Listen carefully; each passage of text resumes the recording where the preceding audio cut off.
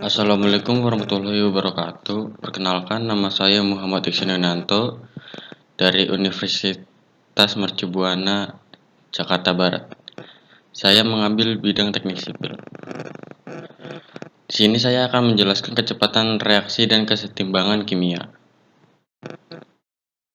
A. Kecepatan reaksi. Mempelajari beberapa faktor yang mempengaruhi kecepatan reaksi kimia.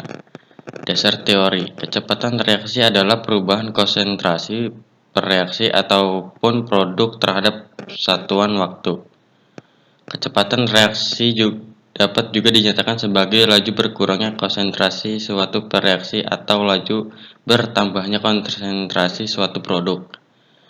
Kecepatan reaksi dipengaruhi oleh beberapa faktor, yaitu konsentrasi larutan, kedua ada suhu, ketiga luas permukaan atau ukuran partikel, dan yang keempat katalis.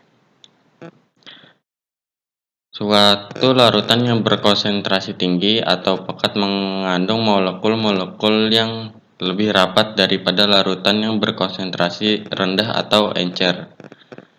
Molekul yang letaknya rapat akan lebih mudah dan sering bertabrakan daripada molekul yang letaknya berjauhan.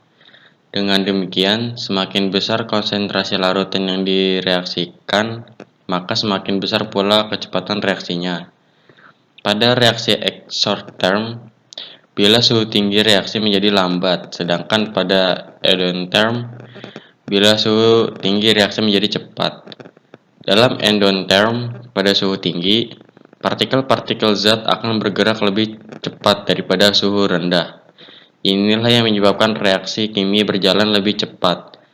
Reaksi kimia terjadi ketika molekul-molekul dan atom bertumbukan. Menaikkan suhu berarti menaikkan energi kinetik partikel, sehingga partikel tersebut bergerak lebih cepat dan lebih sering bertumbukan. Inilah sebabnya mengapa laju reaksi pada reaksi endotherm lebih cepat daripada suhu yang tinggi. Kapur yang halus akan lebih cepat larut daripada kapur yang masih berbentuk bongkahan. Mengapa demikian? Ukuran materi zat yang bereaksi sangat mempengaruhi luas permukaan bidang sentuh antar reaktan. Oleh karena serbuk kapur ukuran yang sangat kecil, serbuk kapuhan mempunyai luas bidang sentuh yang lebih luas dibandingkan batu kapur, sehingga larutan asam sulfat akan lebih mudah bereaksi dengan serbuk kapur dibandingkan dengan kapur yang masih berbentuk bongkahan. Selanjutnya ada B. Kesetimbangan kimia. Konsep kesetimbangan.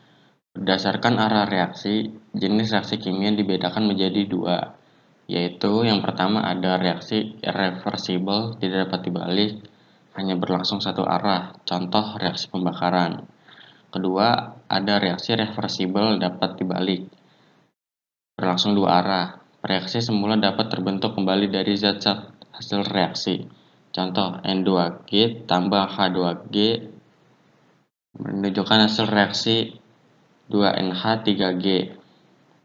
Di bawahnya ada H2G tambah I2G menjadi reaksi 2HIG. Selanjutnya, kesetimbangan kimia. Jika A dan B dicampurkan bersama suatu keadaan di mana kecepatan reaksi pada kedua arah sama dan tidak menghasilkan perubahan sistem lebih lanjut. Kesetimbangan. Suatu kesetimbangan dinamik ekspresi yang terbentuk adalah konstan terhadap perubahan net konsentrasi, yaitu keadaan di mana Rx berlangsung terus-menerus dan kecepatan membentuk zat produk sama dengan kecepatan mengurainya zat reaksi. Contoh, A. Pemanasan air di wadah tertutup, proses penguapan air. Nah, ini merupakan contoh perpindahannya ya. Air itu H2O. Nah, kemudian ini adalah contoh reaksi irreversible. Ciri-ciri irreversible. A. Reaksi dan hasil reaksi dihubungkan dengan satu arah anak panah. Reaksi berlangsung tuntas. Dalam kurung, reaksi akan berhenti bila salah satu atau semua reaksi habis. C. Zat reaksi tidak dapat diubah kembali menjadi reaksi. Nah, ini salah satu merupakan contoh reaksi reversible, perubahan-perubahan dari reaksi reversible. Ciri-ciri reversible yang pertama, antara pereaksi dan hasil reaksi dihubungkan dengan dua arah anak panah. Reaksi ke kanan disebut reaksi maju, dalam kurung R1. Sedangkan reaksi ke kiri disebut reaksi balik, dalam kurung R2. Saat R1 sama dengan R2, reaksi tersebut mencapai keadaan setimbang, sehingga disebut reaksi kesetimbangan. Rx berlangsung terus-menerus dengan arah yang berlawanan, terjadi pada ruang tertutup dan suhu dan tekanan tetap, sehingga komponen tetap ada. Reaksi kesetimbangan ada dua, yaitu kesetimbangan homogen. Seluruhnya zat terlibat dalam persamaan reaksi mempunyai wujud sama, misalnya antara gas-gas. Kedua, kesetimbangan antara ion-ion dalam larutan. Kedua, ada kesetimbangan heterogen. Zat-zat yang terlibat dalam persamaan reaksi mempunyai wujud berbeda-beda. Ini adalah contohnya ya. Pada saat terjadi kesetimbangan reaksi, ada beberapa kemungkinan perubahan konsentrasi pada pereaksi dan hasil reaksi. Beberapa kemungkinan yang terjadi pada kesetimbangan. Nah, di sini adalah contoh kesetimbangan kimia. Di sini ada concentration, dan ini adalah kinetic region yang kuning ini ya. Di sini ada equilibrium region, dan di sini ada waktu atau time. Faktor-faktor yang mempengaruhi kesetimbangan. Ada C. Taylor. Jika suatu kesetimbangan menerima suatu aksi, maka sistem tersebut akan mengadakan reaksi sehingga pengaruh aksi menjadi sekecil-kecilnya. Jika perubahan suhu. Jika suhu dinaikkan, kesetimbangan bergeser ke arah kiri atau Rx endotherm. Dalam kurung sigma H positif. Kedua, jika suhu diturunkan, kesetimbangan bergeser ke arah kanan, Rx exotherm, sigma H negatif. Contoh, COG tambah H2O, G menghasilkan CO2G ditambah H2G, sigma H derajat sama dengan min 41 Kj. Jika suhu diturunkan, kesetimbangan akan bergeser ke arah CO2 dan H2. Jika suhu dinaikkan, kesetimbangan akan bergeser ke arah CO dan H2O. 2. Perubahan konsentrasi. Contoh, nah ini N2G ditambah 3H2G menghasilkan 2NH3G. Jika gas N2 ditambahkan, kesetimbangan bergeser ke arah NH3. Jika gas N2 dikurangi, kesetimbangan bergeser ke arah N2. 3. Perubahan tekanan. Jika tekanan diperbesar, kesetimbangan bergeser ke arah komponen yang jumlah molnya lebih kecil. Jika tekanan diperkecil, kesetimbangan bergeser ke arah komponen yang jumlah molnya lebih besar. Pengaruh perubahan tekanan mengacu pada proses Haber. Reaksi terjadi dalam ruangan tertutup dan semua spesies adalah gas, sehingga perubahan tekanan volume hanya berpengaruh pada sistem kesetimbangan antara fasa gas dengan gas. Sedangkan sistem kesetimbangan yang melibatkan fasa cair atau padat, perubahan tekanan dan volume dianggap tidak ada. Maka gas ideal.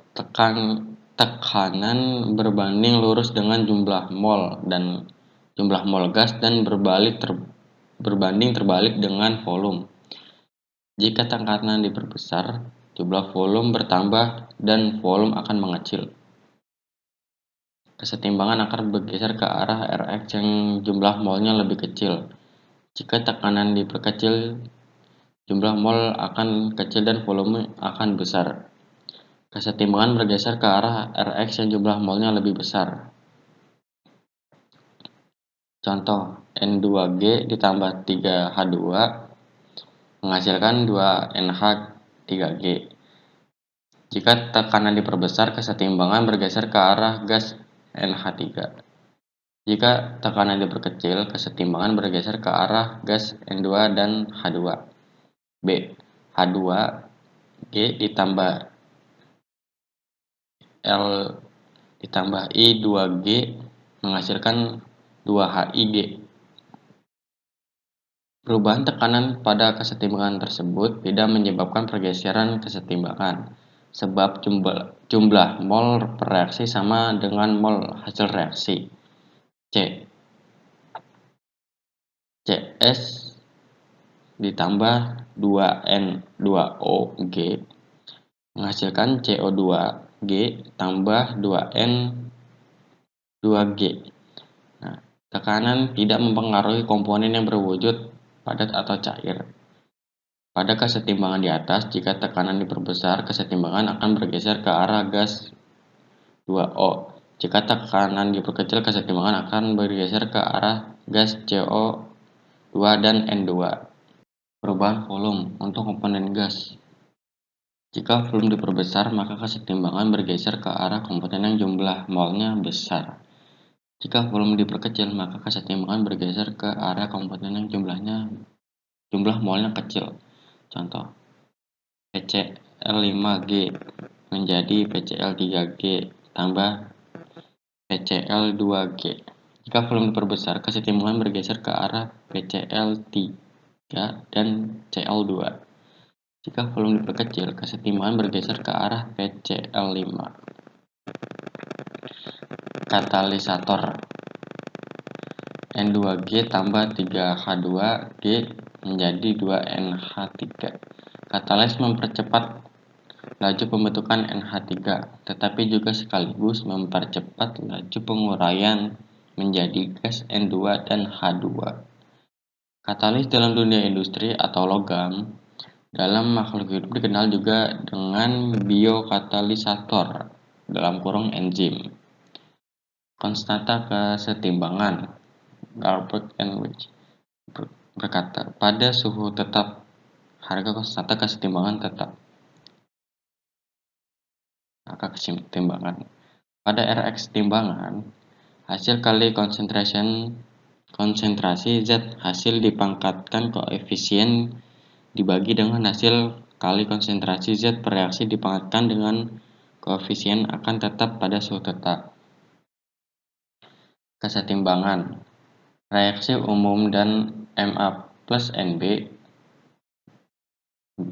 menjadi ini saya lupa nulisnya, menjadi bisi plus Qd.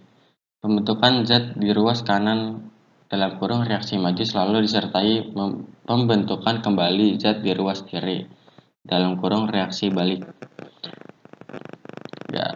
Reaksi terus berlangsung dua arah. Keempat, arti keseimbangan. Kecepatan reaksi ke kanan sama dengan kecepatan reaksi ke kiri. Pada keadaan setimbang, konsentrasi zat baik ruas kiri maupun kanan berada dalam keadaan tetap. Hubungan konsentrasi zat pada kesetimbangan Ma plus Nb. Nah, ini yang saya maksud tadi yang hilang ini ya. Pas aja itu. Yang ini ya. Menjadi Pc plus Qd, maka Qc sama dengan C kuadrat P kali D kuadrat Q dibagi A kuadrat M dikali B kuadrat L. Keterangan Kc, tetapan kesetimbangan atau konstanta kesetimbangan. A. Konsentrasi